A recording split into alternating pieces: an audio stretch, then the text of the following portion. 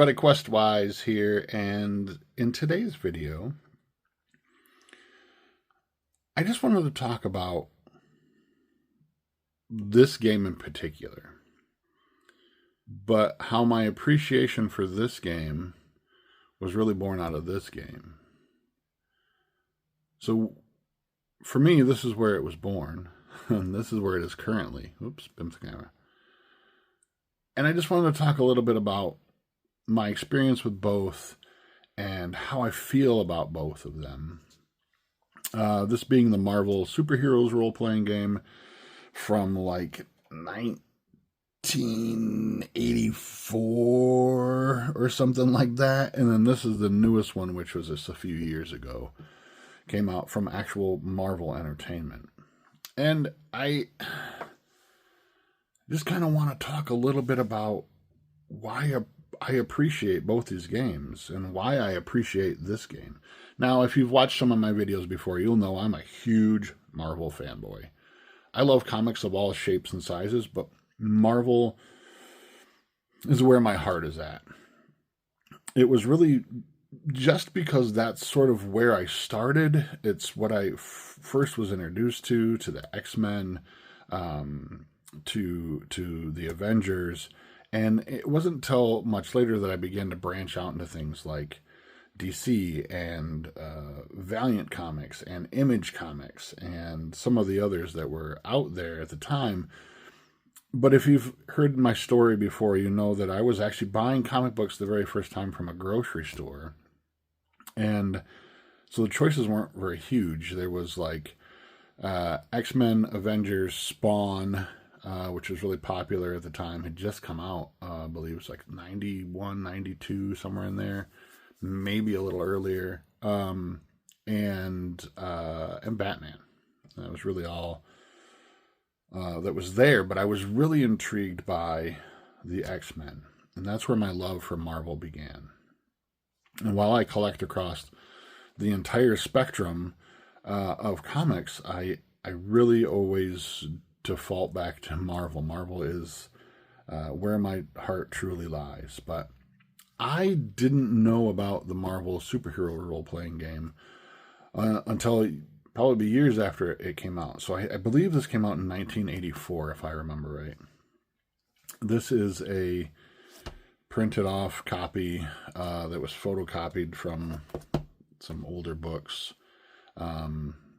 And this is was my play copy for quite a while because I didn't want to destroy the other books that I had. This is the basic set. If you know anything about this, you'll know this is TSR. It was the company who made Dungeons and Dragons came out with this. This, for the longest time, was the be-all and end-all of Marvel superhero role-playing games. And to me, was probably one of the greatest superhero role-playing games out there at the time. There were some others, by the way. But I was introduced to this in college and got to know the phase rip system really well. And if you don't know what that means, it basically refers to, if I can find it in here, this chart. This was your universal table. This is what you rolled on. This was a D100 system.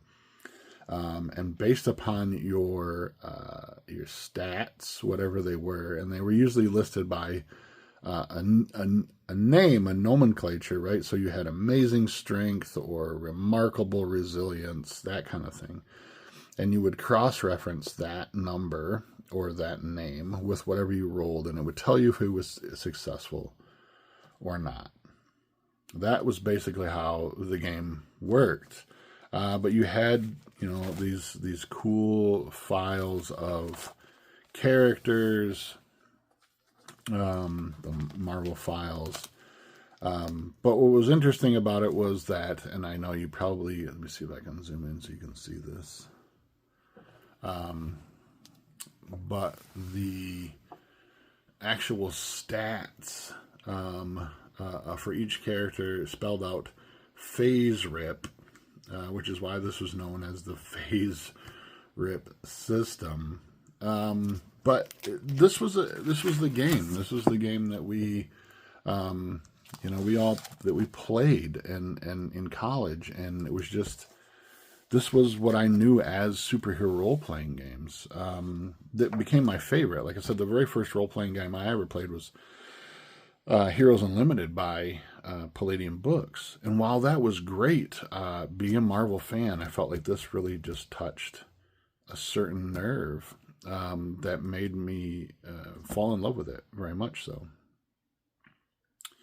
There's been a lot of other Marvel role-playing games out over the years. There were some good ones, and there were some ones we don't want to mention. A while back, there was one by Margaret Weis Productions that I was pretty excited about. It didn't feel like it went very far. It was just one of those things that a few books came out for it, and then I think the license was lost.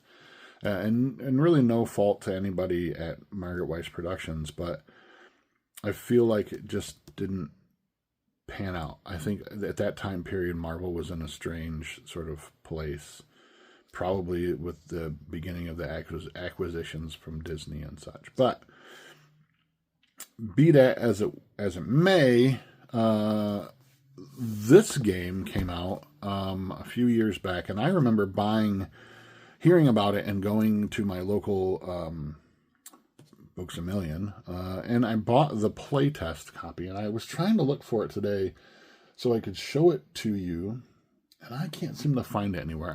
I probably threw it away, or gave it away, or did something with it. It was not what I expected. I paid a lot of money. It was like $30 for a paperback playtest booklet, and it just, as I began to read through it, I was like, I don't know. This doesn't feel. It doesn't feel right. I was looking for an experience like this, and the playtesting was basically. It felt a lot like Pathfinder, or it felt like a lot like D&D. And I think at the time that's not what I was looking for. And while that would have worked just fine, because games like Palladium, the Heroes Unlimited by Palladium Books, was very much a sort of D&D-esque kind of role-playing game. It's not what I wanted from Marvel, and I kind of dismissed it. I kind of just put it aside. Didn't really think about it. I read through the playtest and was like, whatever. And of course, they were really, really pushing. Marvel themselves. This is actually produced by Marvel Studios, Marvel Comics, and Matt Forbeck. And I'll talk about Matt here in a few minutes. But it's just not what I wanted. It's not what I expected. And while they were really pushing for player feedback, they really, it was one of those campaigns where they were like, please, we want to know what you want from this game. And I never did any feedback. And while I felt bad, because I should have jumped in and said, hey, but maybe it was my own personal sort of firewall, right? Maybe that's what players wanted, and it's just not what I wanted, and so I sort of just blew it off. Like, maybe that's what the general population wants from a Marvel role-playing game, and I don't want to stick my nose in there and try to kibosh anybody's feelings if that's what they wanted. And then about a year or so later, this came out, this hardcover book, and I put it off for the longest time. Didn't know if I wanted into it. I had heard it changed a lot. I had read on some of the forums and some of the Discord channels that it had changed dramatically, and I was like, I don't know. I had some dealings, sounds horrible. I had some interactions with Mr. Forbeck before, prior to any of this. I met him at Gen Con once, and at a few other conventions, and we had some great conversations. And I know if he sees this, he won't remember any of this, but we had some great conversations about some of the stuff he had written, and I was a big fan of a lot of his fiction and a lot of the comics and stuff and other games that he had worked on. So I fanned out a little bit on him, but we had some really great conversations. And so when I saw that this was that Mr. Forbeck had taken a lot into consideration from the fans, wasn't surprising to me, because I knew that's the kind of person he was. That he was a true fan at heart as well, and he just wanted to make the most of the fandom for everyone. So it had something a little bit for everyone in there. But again, I put this off for the longest time. Finally pulled the trigger. And as I read through this and I began to watch things, other channels on YouTube talk about it, and actual plays from the Glass Cannon Network and some of these other things, I fell in love. Now, if you watch the channel for a while, you'll know that when it comes to role-playing games, I am a very narratively driven gamer. Right? Be it game master or player, I want a game that really tells a story, and rules be damned. I don't, sometimes I want really crunchy rules, but other times I really, really don't. And a majority of the time I don't. I want a game that runs very narratively, and I want it to run, I just want to tell a good story. A week or so ago, 2 weeks ago, I talked about my sort of, I have a video up and it talks about like solo role-playing games and how I got started in when I came back home after playing blah, blah, blah. If you want to see more about that or hear more about that, go back and check this is the last video I just did before this one. But it talks about how like I used comic books and I went through and I just rolled up a random character just ad hoc and went with it and like fought like Spider-Man, and I fought like Black Panther, and I fought Wolverine, and I took all their stuff from them. And as I leveled up, going on to fight that big final boss, which at this point, so many years ago, I don't remember who the final boss was, but used all their things like the web shooters and adamantium claws and that kind of stuff against this big bad. And it was completely just off the cuff. But it's one of those memories that I will hold dear forever, because it was really my introduction. It was really my beginning into narrative storytelling.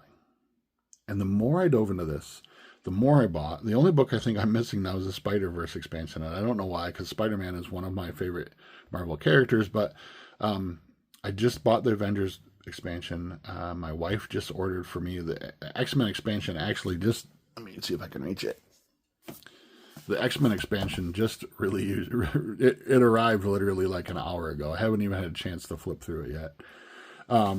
Bought the Avengers expansion. I have the Cataclysm of Kang adventure book as well.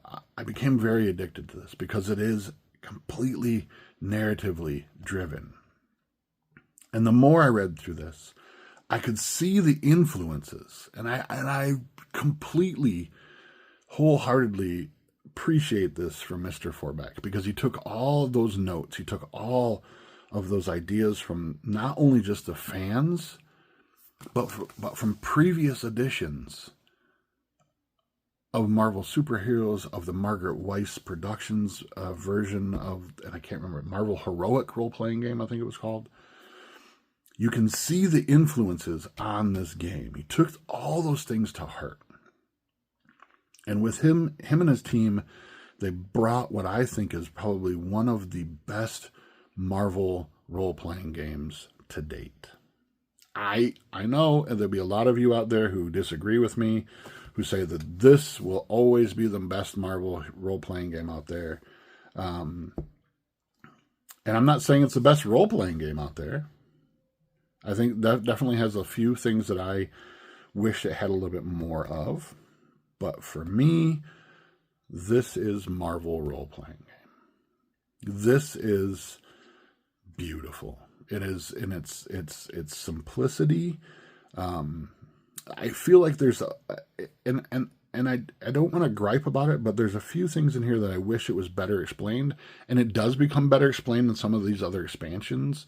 It fleshes out a lot more things. I think it's just a growth process of a role-playing game anyway. But I appreciate the sort of dedication that Mr. Forbeck and his team, which includes his sons, from what I understand, as well as some other writers. It's just you can tell the dedication and their love for the IP when it comes to this game. The only thing I wish there was a little bit clearer explanation when it came to character creation. It's very freeform. It's extremely freeform. You basically pick an occupation and a background, an origin, and then powers. Now there are some rules, for like power sets and stuff. It's almost like a power tree that is very popular in a lot of video games, like Diablo and The Witcher. If you played any of those video games, you'll understand the sort of power tree thing, right? You purchase one thing and then it sort of branches off and other stuff. And there's a lot of that in here. But as a whole, if you wanted to, you simply just pick powers, and you pick a power rank, and it goes all into I highly recommend you go check this out. At least grab just the core rule book if you haven't already. But you can basically build whatever you want. Now, my only gripe about this, and it's not even really a gripe, it's just it kind of a gripe, but at the same time, it has also been a great learning experience for me. When you go, there are tons, so you can create your own characters if you want to. But every single expansion, as well as the Kang Adventure module, as well as a bunch of free PDF downloads from DriveThruRPG and Marvel. If you go to marvel.com, you can get some of these free downloads as well. Have tons of pre-generated characters of the famous types, right? If you want to play Black Panther, if you want to play Spider-Man, if you want to play X-23, they're all in there. And they're really, even if you want to play Sabretooth, it's all in there, right? It's already pre-generated for you. And let me show you what I mean. So we'll just flip open here. Flip to Squirrel Girl. That's a good choice. But they're all in here, and there's dozens and dozens and dozens of them in here. So you can just simply photocopy this or print off one of the character sheets and just copy this information over.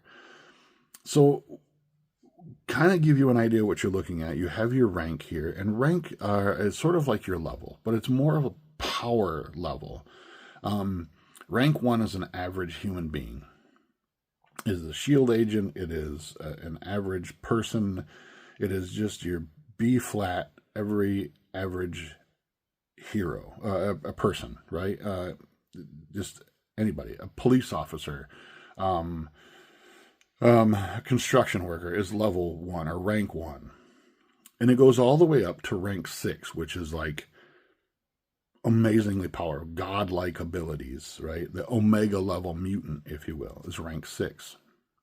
There is one rank beyond that, which is reserved for game masters or narrators, and that is rank X, and that is sort of beyond powerful, right? It's things like Galactus. It is things like the Watcher, the Beyonder, these hugely powerful beings that you don't want characters to play, or you don't want people to play those characters. So you have your rank, you have your health, you have your focus, you have your abilities, a melee, agility, resilience, vigilance, ego, and logic. And yes, here's the throwback to this phase rip system, right?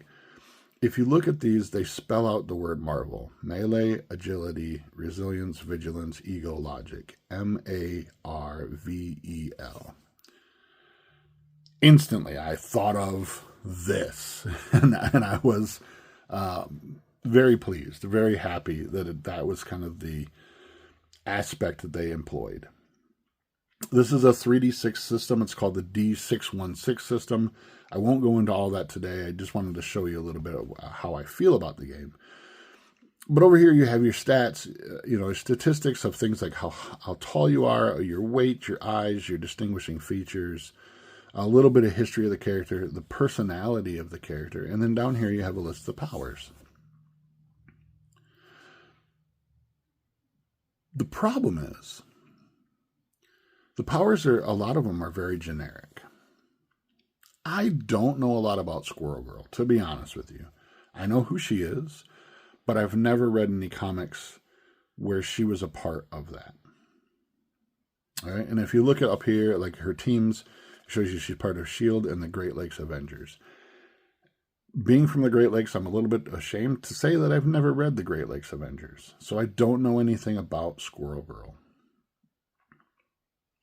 other than some of the other sort of bonus media like Marvel Champions or Hero Clicks, that kind of stuff about her.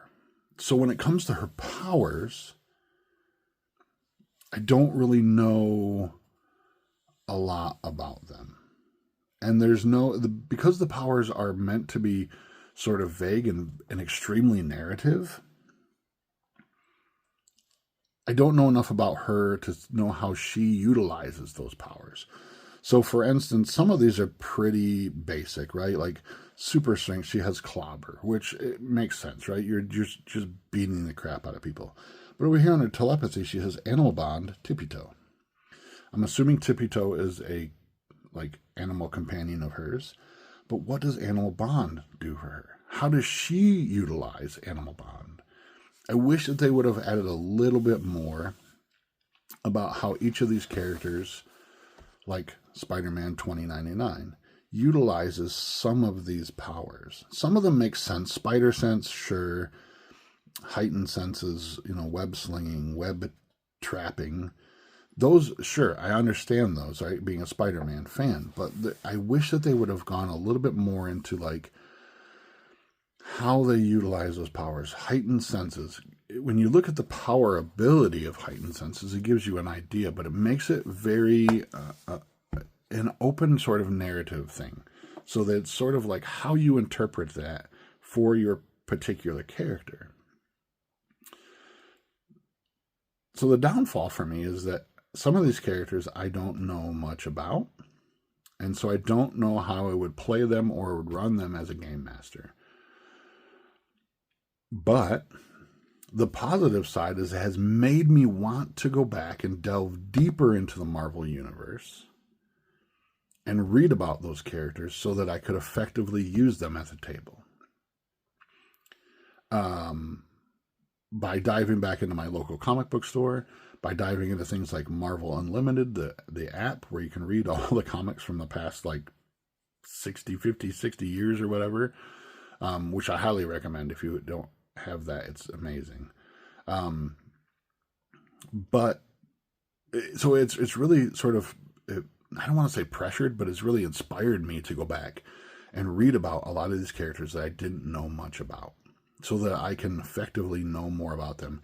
It expands my knowledge of the Marvel Universe, and helps me be a better sort of game master or even player when it comes to the Marvel Multiverse RPG. But I kind of wish that there was a little bit more. I wish that each character had a little bit of thing about how they utilize sort of these powers that are very narrative and sort of open-ended. But beyond that, this game blows my mind because of the narrative aspects of it. The actual rules are maybe 25, 30 pages. The rules on combat, and the rest of this book is made up of creating characters, the powers that you can choose, characters that you can just sort of pull out of this and put into play. So if you want to create your own character, you can, but if you wanted to play an iconic character like Spider-Man, you totally could.